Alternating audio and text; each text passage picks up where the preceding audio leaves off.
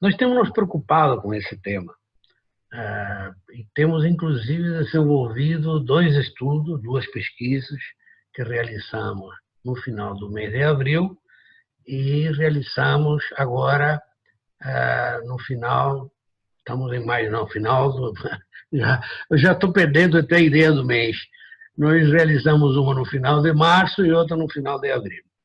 E as duas pesquisas nos dão um sinal, embora seja uma amostra, obviamente, era voluntária a resposta, mas, de qualquer maneira, era fundamental que a gente pudesse avaliar o que as empresas estavam pensando sobre o assunto.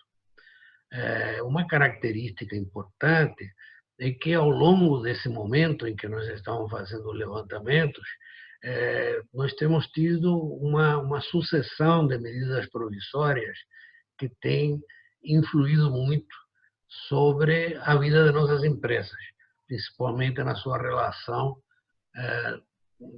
com seus empregados, com seus colaboradores. Nós nos preocupamos muito com esse aspecto e, principalmente, na última medida provisória, a 936, já tem tanto número que já até esqueço.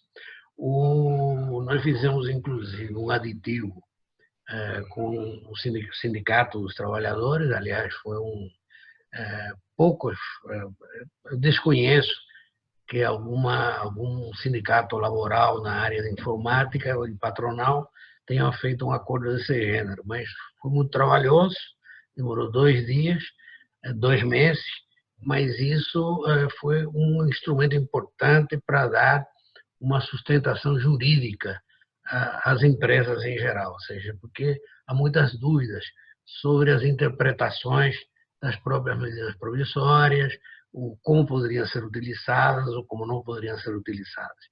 E sempre há um risco, muitas empresas, inclusive, levantaram essa questão, de que no futuro poderiam haver questionamentos jurídicos, judiciais, com relação a determinadas decisões.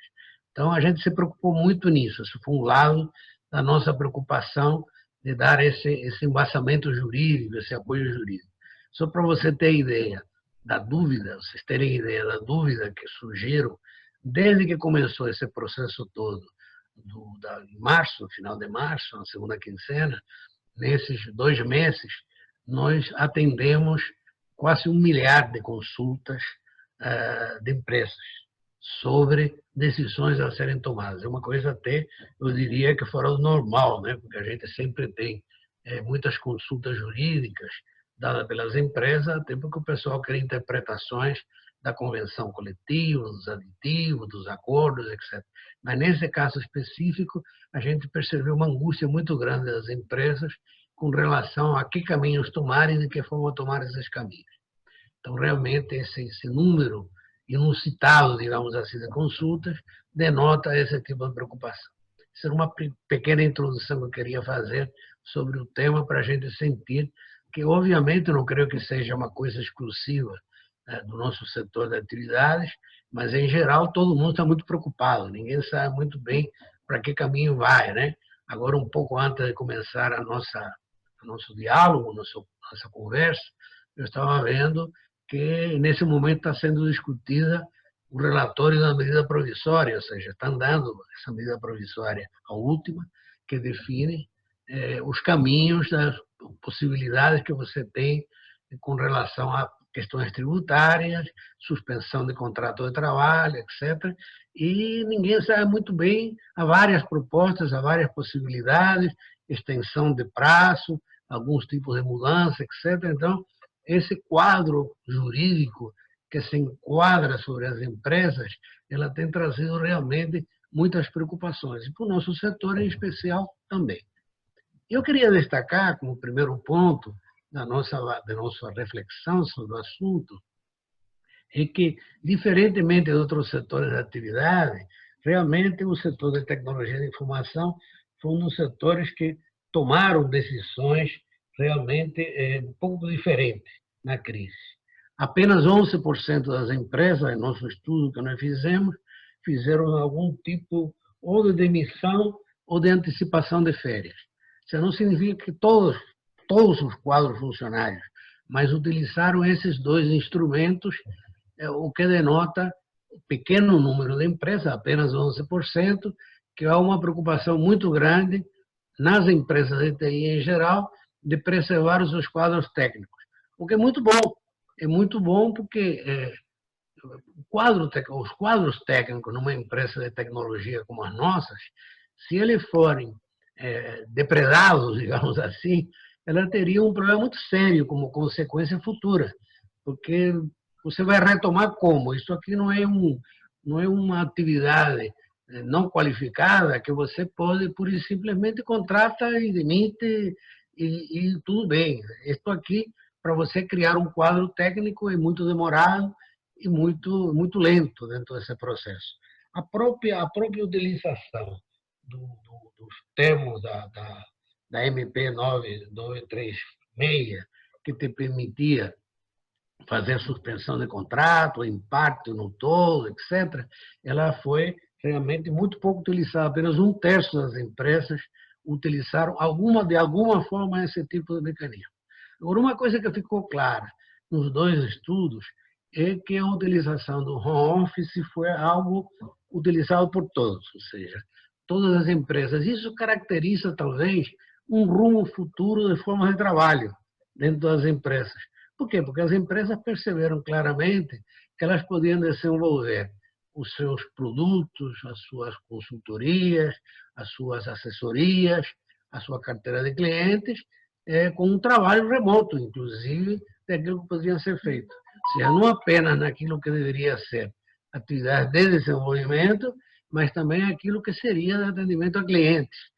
E isso foi uma coisa muito interessante, porque modifica a forma de trabalho para muitas empresas e abre perspectivas. Eu acho que aquele esquema de um esquema de cooperação maior, de colaboração entre empresas, ela pode realmente ser muito importante como decorrência desta experiência dolorosa, porém real, que estamos vivendo em geral.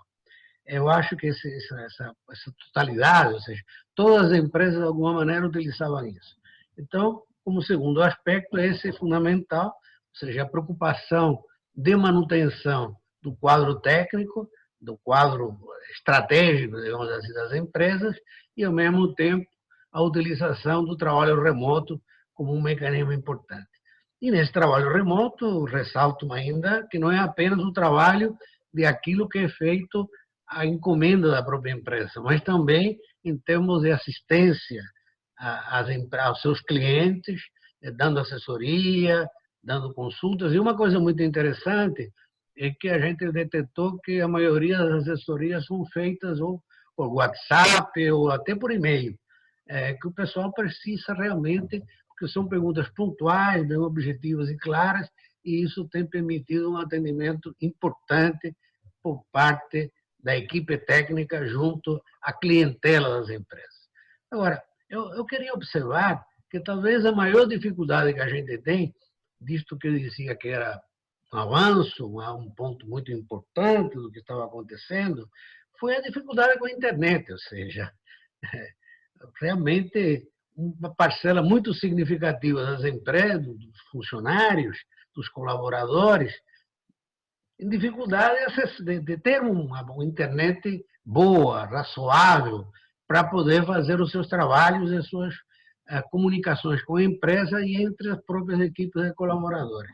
Isso realmente é uma dificuldade e talvez nós sejamos os mais prejudicados, digamos assim, com uma infraestrutura que tem muitas deficiências na internet em geral. Isso foi um ponto muito detectado em geral e sempre apontado como um ponto de reclamação daquilo que poderia ser feito.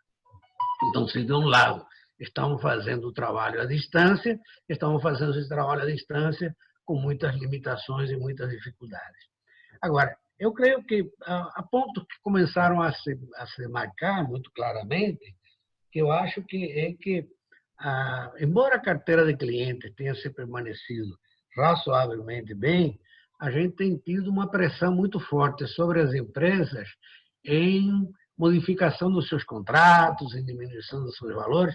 Eu acho que não é exclusivo do nosso setor, porque obviamente que os nossos clientes estão dentro do mercado, são de todas as áreas, é horizontal, e tem tido muitas diminuições de contrato, eu diria, embora em pequena escala, mas tem tido um cancelamento de contrato em muitos casos. Muitas vezes não é o cancelamento total da relação da empresa com os seus clientes, mas diminuição de alguns dos contratos e alguns dos processos. Isso é complicado, porque obviamente que isso tem dificultado a própria realidade das empresas em termos do seu caixa, né? Ou seja, ela fica mais fraca, se enfraquece mais, etc.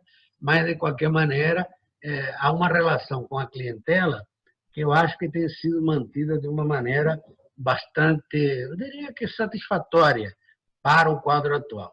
Talvez em outros setores de atividade isto não seja tão marcante.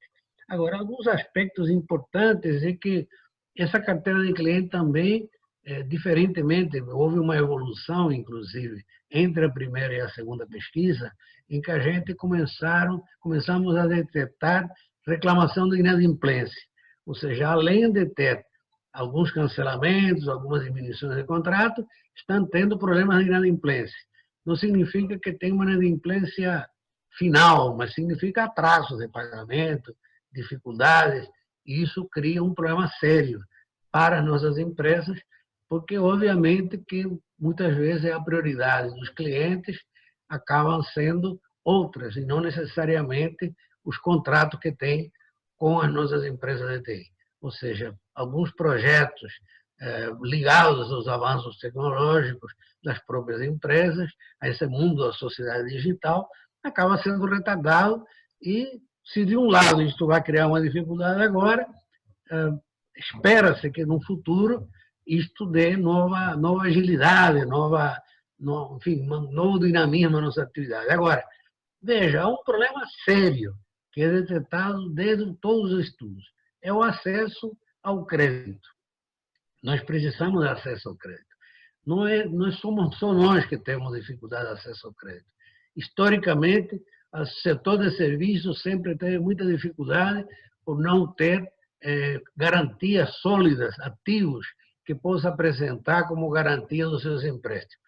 E isso é muito sério, porque no momento em que você tem grau de inadimplência, alguma diminuição de contrato, embora você esteja fazendo esforço para manter o seu corpo técnico, por ele ser estratégico, se as empresas não têm acesso ao crédito, isso vai comprometer o seu próprio futuro. Então, uma das questões mais importantes é essa.